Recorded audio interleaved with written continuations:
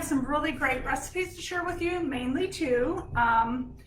The first one is a chicken lettuce wrap, and I said lettuce wrap you up because they are really good and really quick to make. So I think that you'll have a great appreciation of that. Whether you want to eat the next day for lunch or for a dinner, you could prepare at night and eat the next day. Also for a crowd, it's really fun because it gives you something to do when you're mingling around. Doing a lettuce wrap is really a fun food to eat and keeps the conversation going.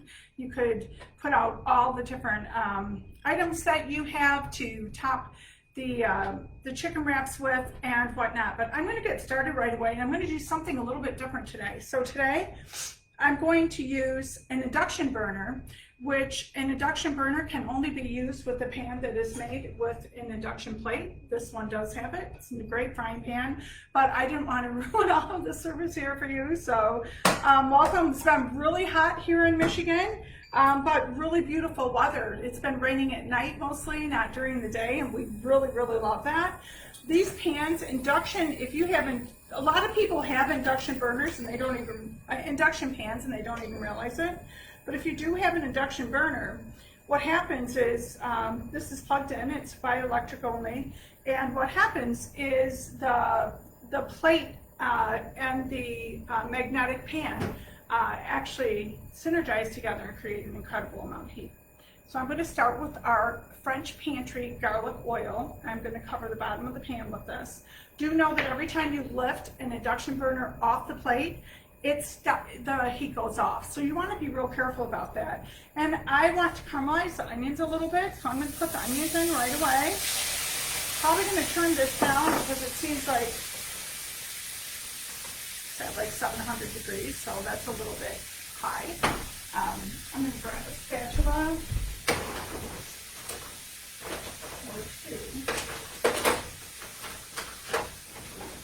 Sorry about that.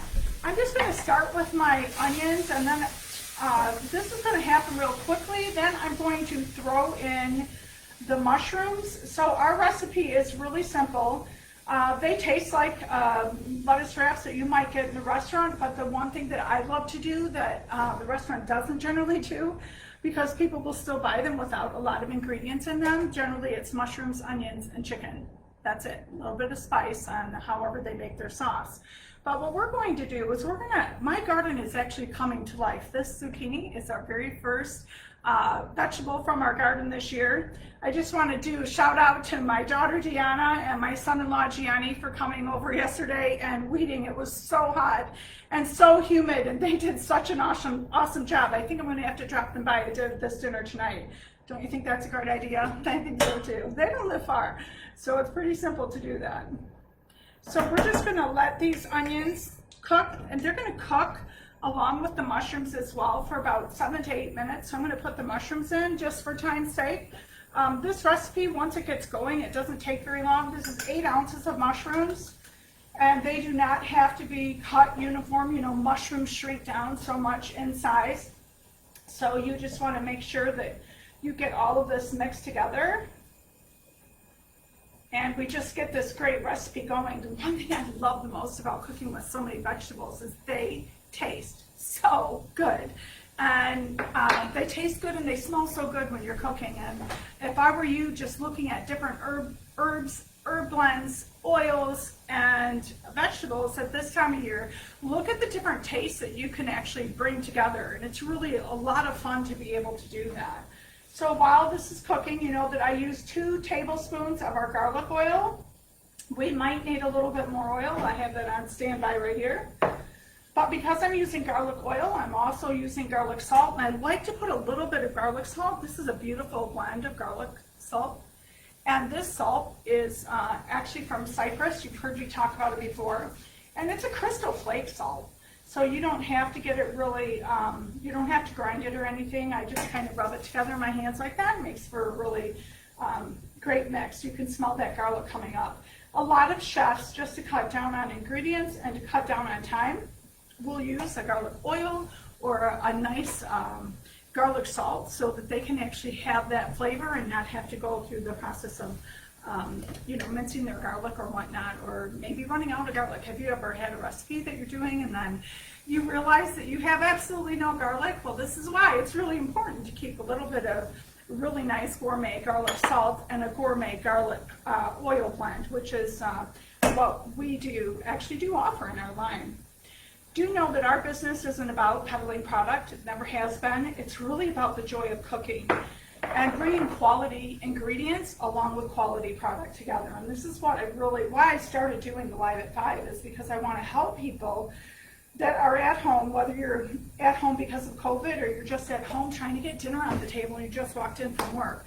I want to show you how you can just start that pan going. You've got everything cooking up right here. I'm going to turn it up a little bit because we want those onions to cook a little bit quicker. And we're going to be adding chopped 1 red bell pepper chopped. I think it's about 4 ounces of carrots, about 3/4 of a cup chopped. And then we're also going to we're going to make a sauce. And the sauce is made with a rice vinegar and also a gluten-free, low sodium soy sauce. It's a tamari soy sauce. I love this. And I'm not really one that loves soy, and I usually will have a reaction to that because I am gluten-free, but this doesn't tend to bother me. So if you are gluten-free or celiac or anything like that, you can use that. In addition, you could also swap that out for liquid aminos. A lot of people like the coconut. I can see that this one is not coconut, but this is a soy sauce alternative, so you might want to think about that as well. There's a lot of different things that you can do, and just know that the number one, the main importance here is to make sure that you just are putting good ingredients together. I will say that I've been watching on YouTube Flav City, Flavcity, and this guy goes into literally every grocery store, Costco, Trader Joe's, Aldi, I'm just trying to think, Target, and into all of the frozen food, into all the sauces, and really takes a look at what are we generally buying as consumers, and how can he help you understand the ingredients and what you should buy and what you shouldn't buy. If you've never bought like a rice vinegar, for instance, you won't know which one to buy. Rice vinegar is really great. I seem to have left that out of my stack here, but I'm going to grab that.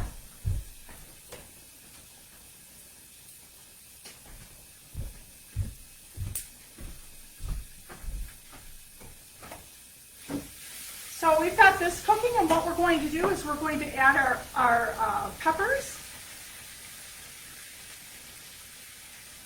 and we're going to add our carrots,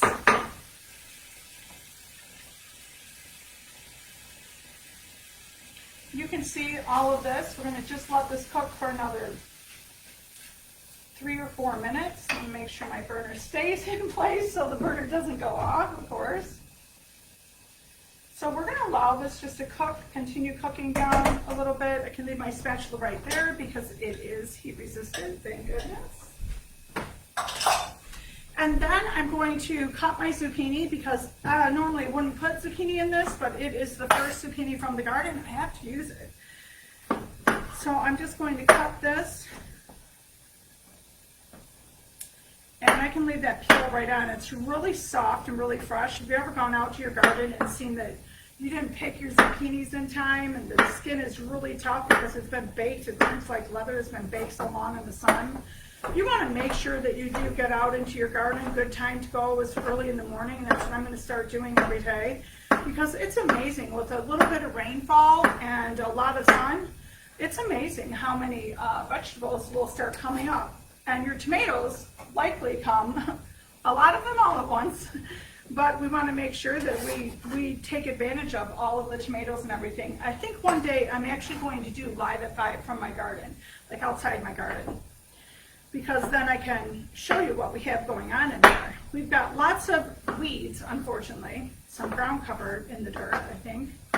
Anybody know a good solution? Please just type that in the comments, please, and let me know.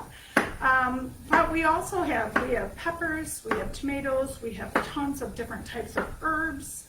We have all different types of peppers. We have bell peppers, we have red peppers, we have banana peppers. all different types. We've got some Brussels sprouts, and my daughter Natalie was nice enough to, when she went and picked up all the plants for her garden, she picked them up for me too, which was really great. She saved me a lot of time, being that COVID was, keeping everyone at home. I'm just going to pick up the zucchini. Now, do know that the zucchini is going to release a lot of water, and that's okay, because what we're going to do is we're going to cook it down. If we feel a need to drain, I don't necessarily like to drain a pan like this, and the reason I don't like to drain it is because all the great flavors are actually in there.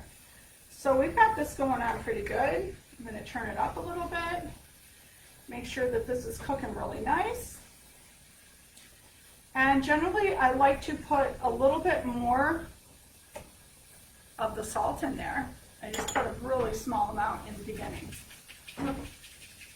So you can see I've got it down to a much finer.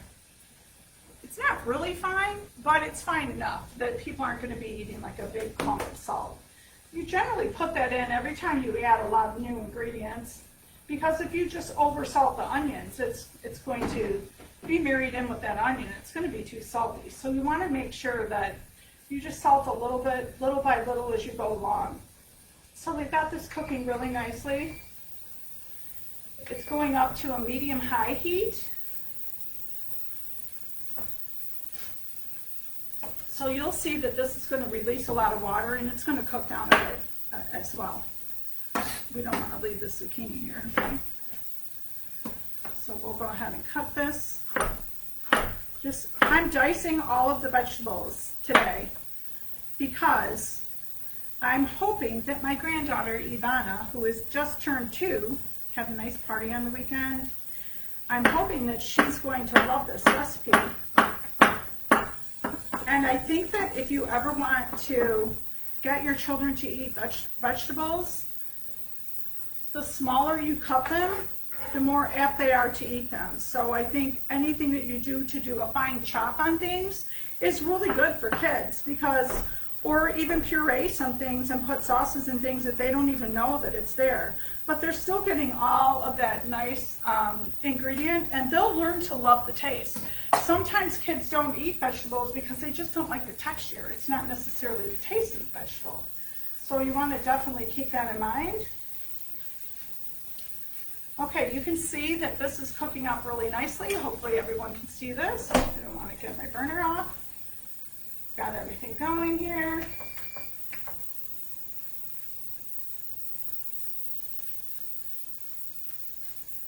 So the next thing I'm going to do, and what you want to do with these vegetables right now, we want to cook them enough so that they soften. And we really want to get all of those ingredients to marry really nicely together. So in order to do that, we need to put piece by piece, see what needs most cooking, what needs the least amount of cooking, and think about how you actually like your vegetables. If you cook it more, you're not going to ruin the recipe, believe me. Miss this one.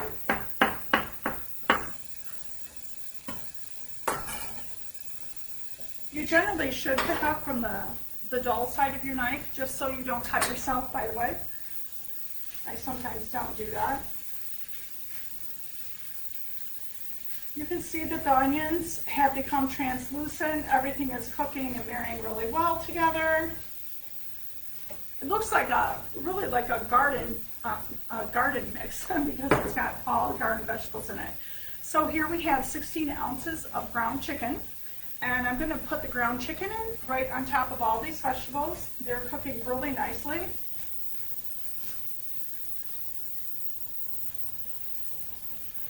And what I'm going to do is break this up a little bit, because what I don't want to see is I don't want to see that all of it is in a clump, all in one spot. And I did break that up a little bit before I put it in the bowl. As I put it in the bowl, I broke it up a bit. But this is much better than actually when you use beef. There's not a lot of grease in this, which is really nice, but you will see some liquid come into play. As the vegetables cook down, they're going to release more liquid. As the chicken cooks, it's going to release the liquid too. So it's really nice because you're not going to have to drain anything out of here. We're just going to keep cooking this, kind of have it all mixed up now. We're going to keep cooking that, and in the meantime, what I'm going to do is we're going to make, actually I do have this. Okay, we're going to make our sauce, which I didn't grab a bowl for.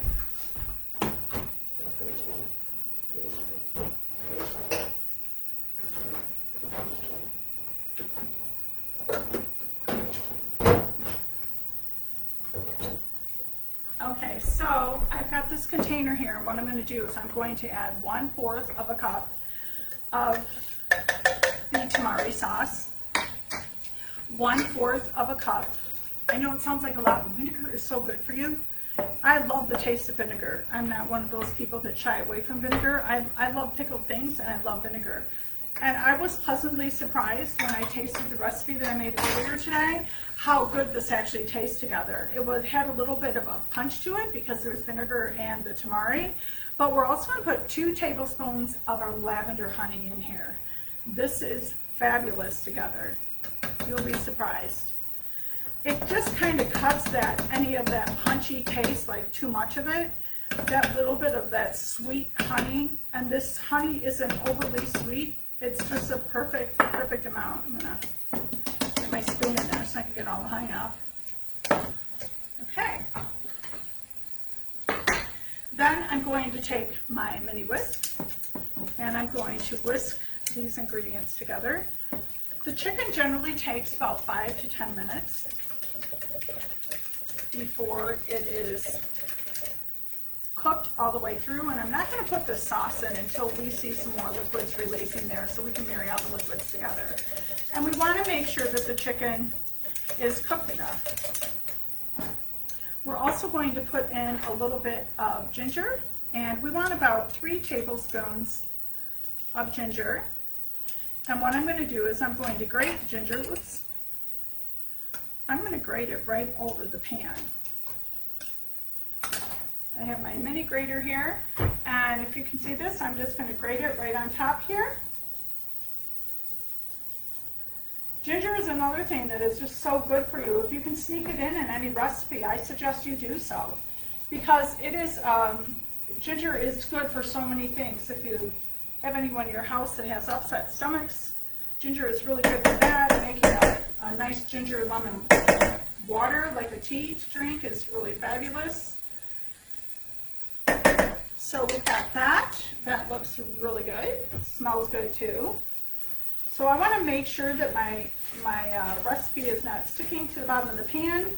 So what I'm going to do is I'm just going to frequently come back and continue stirring this. Trying not to make a mess here. You can see everything's, it looks like the chicken's pretty well cooked. I have the on speed 1800 here, so it's pretty hot.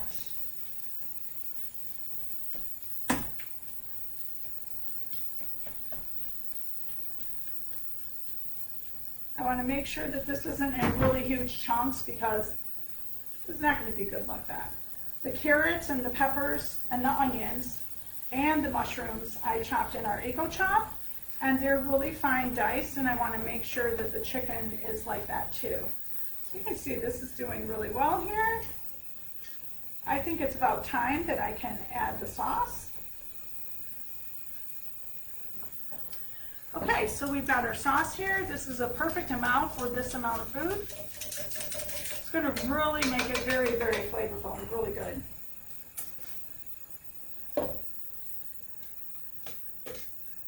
So I'm going to stir that around again.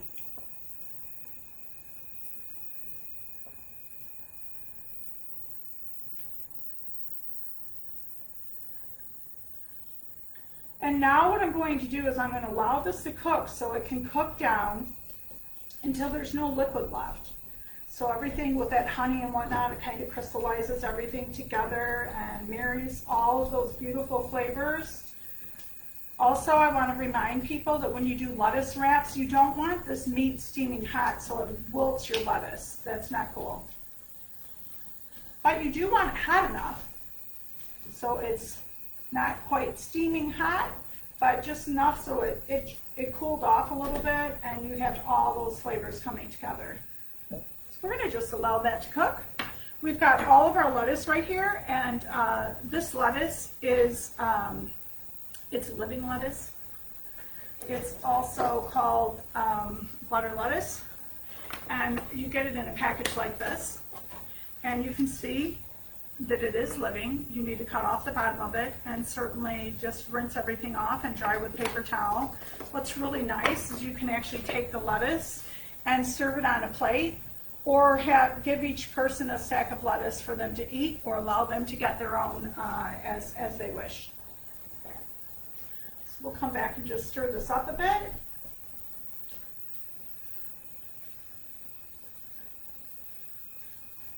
It's looking really good. It smells great. It looks great. We're just going to allow that to cook a little bit. So I'm going to clean off my surface here.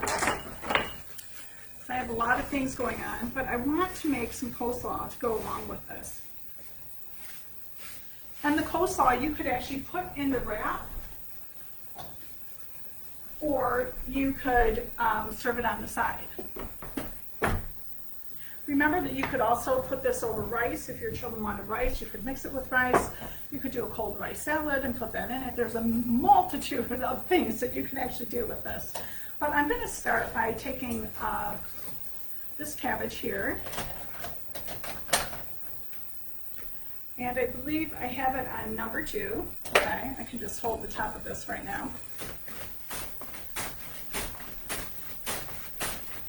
Just to give you an idea. If you've never used a mandolin, you should, because if you look at this, I mean, how simple is this? It's beautiful. I always just throw this right in the bowl, and then if I have pieces that are too long, what I do is I take a pair of kitchen shears, which I have here. You can get those from Bone Cook as well.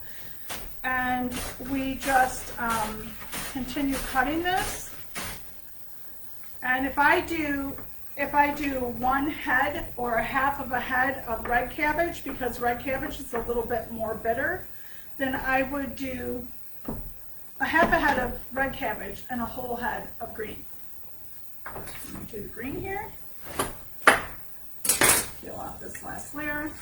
Save it for something else, or fish, as you wish.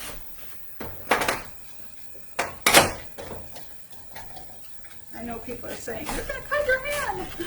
Well, I want to make sure I don't do that, so we've got our pusher here, and this is really, really fast and amazing. I don't know why people buy all the cabbage in bags, because it's so easy to do on your own. You can see I've got this big, huge stack here again. I'm just going to pick that up, put it in the bowl.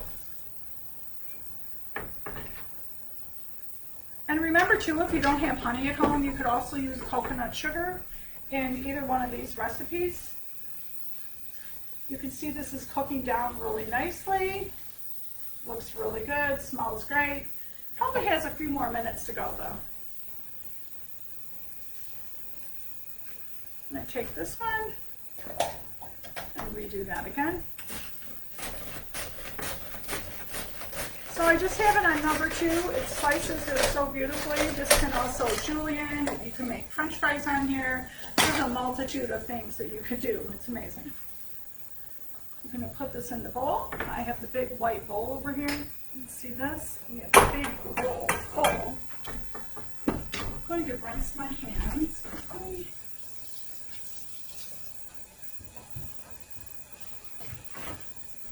How's everyone doing? Are you loving these summer recipes?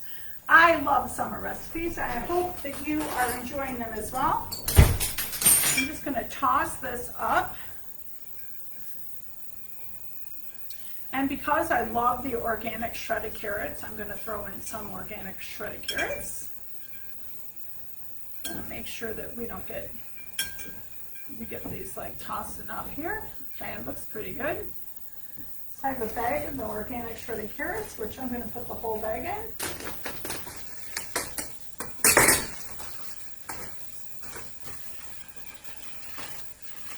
And then I'm going to toss them up again with my forks. We're going to be going up north for the weekend to the lake. This is going to be great to bring there. And just to give you an idea of the type of dressing that you can also make with this. So you can make a vinegar and oil dressing, or you can make one with mayonnaise. I like both, but if I'm going to make the vinegar and oil, I like to use an olive oil, and then I put a little bit of our lemon oil in it, and then I mix that up with a little bit of honey. And I like to put a little bit of cilantro in, but you could also, if you wanted a creamy mayonnaise, I love Sir Kensington makes so many beautiful flavors. They're all gluten-free. They're so much better for you than regular mayonnaise. I love Sir Kensington. I don't know, they don't know I'm advertising for them, but I'm just giving you an idea. This is really great in avocado mayonnaise, and then if you add just a little bit of honey to sweeten that up a little bit, and a little bit of the rice vinegar, it's really fabulous as well. So if I were to mix that up, I could take actually my same container,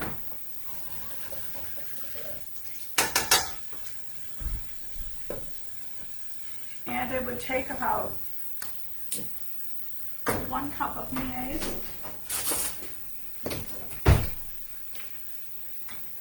maybe even less, because this is much more liquefied. You can see the regular mayonnaise. I'll do one more. And then, in addition to that, we'll put a little bit of honey in there. I've got about a full teaspoonful here, maybe close to a tablespoon.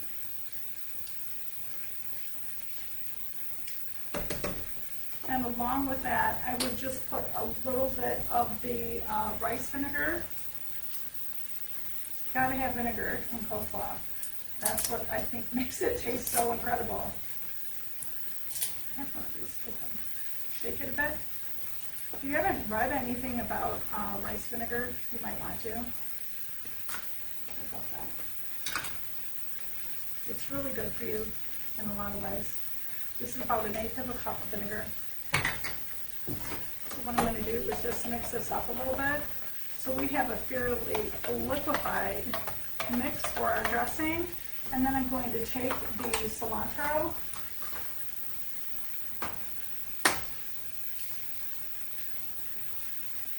I'm going to rinse this off. We've got our wrap filling. It's just like, this is how you know when it's done. When it's done, there's no liquid left. So when there's no liquid left, it's totally finished. And it's actually ready to wrap and roll. Okay, I'm going to just turn it off for a second.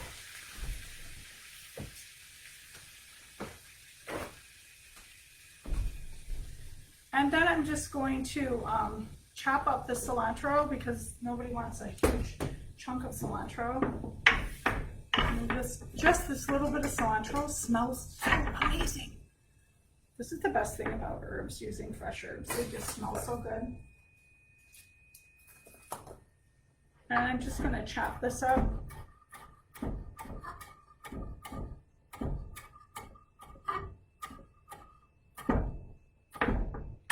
And then I'm going to chop it back this way.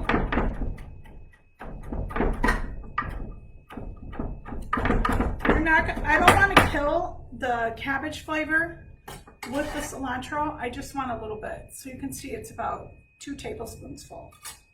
And that's how we're going to leave that. I made quite a mess with my cabbage. Excuse me for that. We'll just move these things out of the way. And now I want to show you the finished product of your cabbage, how that's going to look.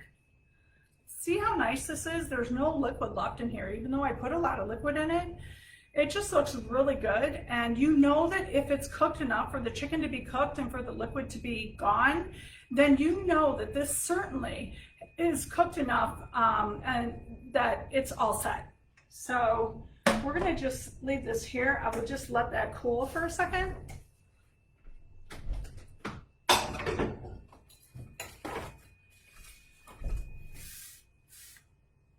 And I'm going to pull up the other wraps. I'm going to also get another bowl for the coleslaw. Remember too that if you like a little bit of spice in your coleslaw, You can also add a teaspoon or two of horseradish, would be good.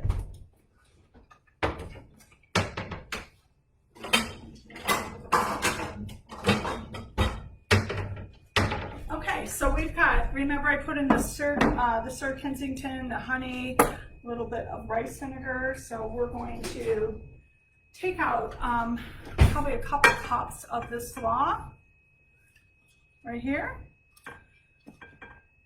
I want to get some with the cilantro in it as well. Then we'll take a pair of the kitchen shears. And what we're going to do with that is we're just going to chop the shears. Chop across for any of the pieces that are overly large. You don't want this to, you know, someone to choke on it or just be feeling uncomfortable eating it. So I really like to, and you can cut your cabbage so that when you slice it with the mandolin, you can make smaller slices, but I was trying for the sake of time to do it like that. So here we go. We have our cabbage slaw right here, and we have the Sir Kensington mix. Put this on top. We're going to mix this up. That's what I love about Sir Kensington is it's really liquefied, and then if you put the vinegar in with it, you don't need a lot to go very far. A little bit goes a long way. So just keep that in mind. This smells really nice too.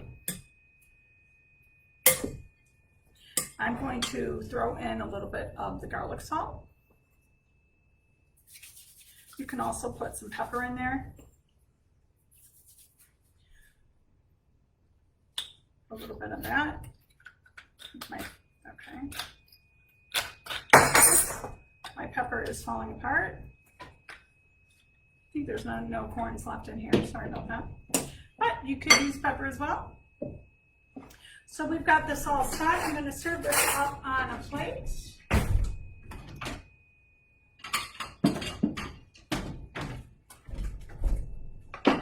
So if we were doing the lettuce wraps, I like to serve dinner in small plates because we tend to eat less. So we've got that. And then from the lettuce wraps that I made earlier today, you can see this is how they turned out. They look really good, and we did a little bit of a squeeze of lime in them as well. I'm just going to set this here so you can all see that. There you go. So this is the finished wrap. So you're just basically going to take one of the lettuce bibs, and you're going to scoop up